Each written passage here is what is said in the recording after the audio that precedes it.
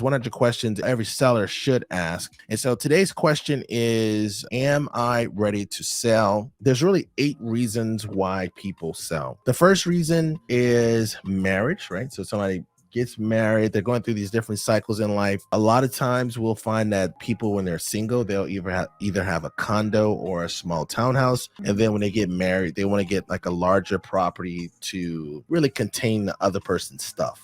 Yes, I was telling Abraham earlier that I think it's more so of a scenario where they have a home and it's their home and they want to find a place that will be ours, right? So we have mine before we're married, and now that we're married, we have our home. Americans are hardwired to think that they need more space when they add more people to their household. So that is another problem. I think that's a problem because if you go to New York City, people live in condos for their entire lives with large families and nobody bats an eye. You just don't buy that much stuff. But in America, we have this idea that you should have a larger property because you now have more people in your house. I can tell you this, that no matter how big the space is, you're always going to think it's not enough space if you think it's not enough space. So that's marriage. That's reason number 1. So this is in no particular order, right? The next reason is going to be divorce. When you're going through divorce, this is another lifestyle change, right?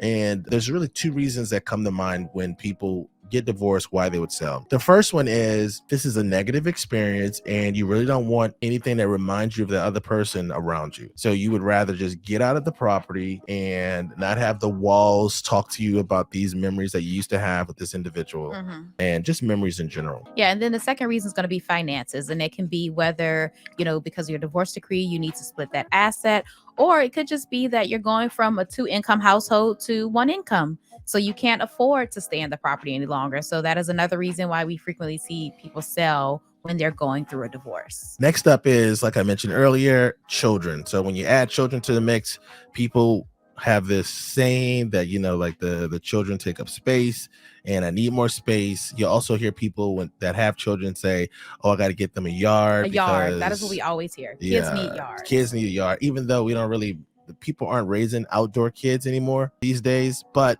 people still believe that, from their childhood back in the olden days when we didn't have high-speed internet and also video games that we played on HD TVs and computers with games. In the old days, we had boring, simple lives. Now our children have access to so many electronics that the whole yard notion is kind of silly to me. The last thing we see tied to children, why people move, is they're seeking better schools.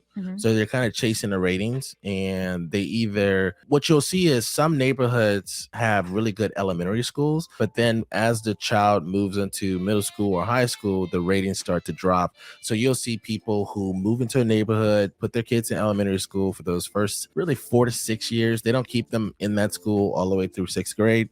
And then they will move around 4th or 5th grade to an area that has a better rated high school. Next up is the 4th reason is income, right? So your income increases once you get a promotion. Rather than saving money and being frugal, living a frugal lifestyle, people will increase the size of their house or more or less move into a better location. So a lot of times you'll see people, if you think about like Fairfax County as the haves and the have-nots, in the southern part of Fairfax County is going to be where the more reasonable priced $600,000 properties are. But then as you move further up north and also to the east, that's when it becomes more expensive. So you may have less executives that live in the southern part of Fairfax County, and then more executives or more doctors, lawyers, and things like that move, that live towards the northeastern part of the county. So we see that progression of people kind of making that move, that trek up as their income increases. And then we come to job loss. So job loss, either you're terminated or laid off, and you're not able to replace that income. And then there's also retiring. So when you retire, your income drops, and that is another reason why people sell. The 5th reason is relocation. So that's one of the bigger reasons for our area, because Northern Virginia, or really the DC metro area as a whole, is a transient market. And so that just means that a lot of people move to this area pursuing their careers, and then those careers either send them to new places, or once those careers are over, they kind of go back home or go back to whatever they call the motherland for themselves. The 6th reason we see people selling their homes is they have either aging parents or a disabled loved one, maybe a family member or a friend, and they need a new property that will allow them to provide care to this individual. There are sometimes, this is rare, but there are sometimes where we see a parent and a child will actually sell both of their properties and then purchase a property that will allow them to execute the care of that one individual. Number 7 is you inherit some money. So we have seen over the course of my 14 years that you get a large inheritance, and that provides you with a nice little down payment. And so then you can move up into the next property type. If you think about it, from in Northern Virginia speak, you can move into a different property type for every $200,000. So a $600,000 townhouse, if you get an additional $200,000, then you could move into a single family home at that price point. And the same could be said for a condo. So if you're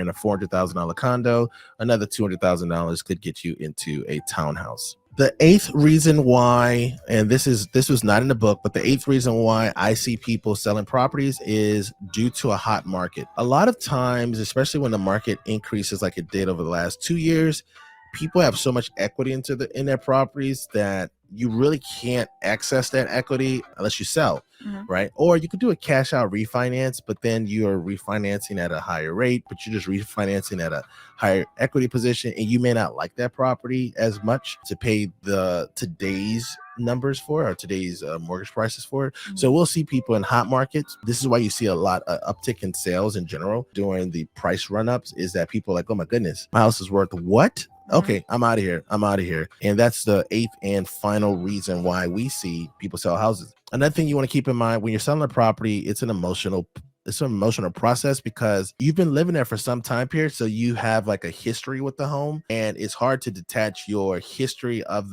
living in the property and the memories you've created from the selling process. So one of the things that we like to remind our clients when they're selling a property is you're moving from a home owner to a home seller. Those are two different things. A home owner is still thinking about possession. They're still thinking about the memories they have. They're still thinking about the history they have tied to the property. Whereas the home seller really moves themselves into the position of, this is a product now. I want to place my property on the market. I want buyers to feel comfortable inside my property. I want the market to think of my property in favorable terms. That is someone who has transitioned successfully into a home seller. And a lot of times home sellers are just going to be more successful at selling their property because tied to the property anymore. Exactly. Keyword being property. And so that's one of the things that we always hammer home with our clients, is that once you sell your home or you list your home, it is now the property. It is no longer your home. Even when we converse about the property, when we email you about the property, it's always the property and not your home. Last up to think about when you're thinking about, am I ready to sell, is if you can even afford to sell. Sometimes people buy properties and the market hasn't increased enough to where they have a large enough equity position to cover the selling expenses, which are going to include closing costs and your real estate commission. So the real estate commission is going to be the biggest expense when it comes to selling a property. So you got to keep that in mind. Do you have enough money for that particular item?